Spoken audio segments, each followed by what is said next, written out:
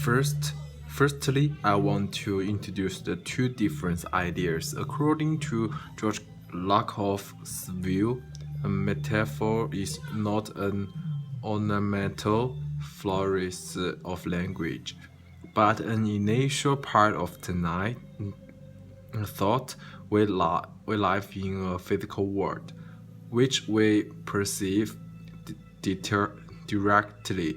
Based on that, we build basic concepts such as space, movement, change, goal.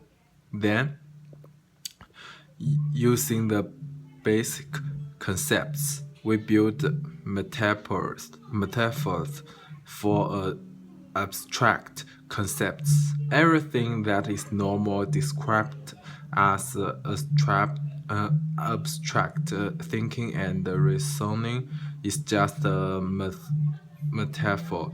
According to Lakoff, all philosophical and scientific debates are just content between alternative metaphor.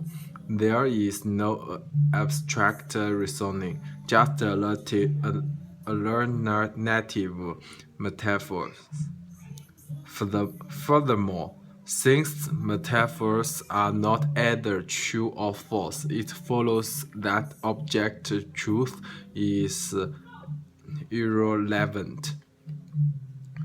However, Pinker disagrees with Lakoff's radical idea on some points. That the first problem is the dead metaphors of metaphors. In fact, we can understand abstract metaphors without actually knowing the meaning of the original expression. For example, come to a head means to reach a vertical or triangle stage, and the speakers are not aware of its literal meaning.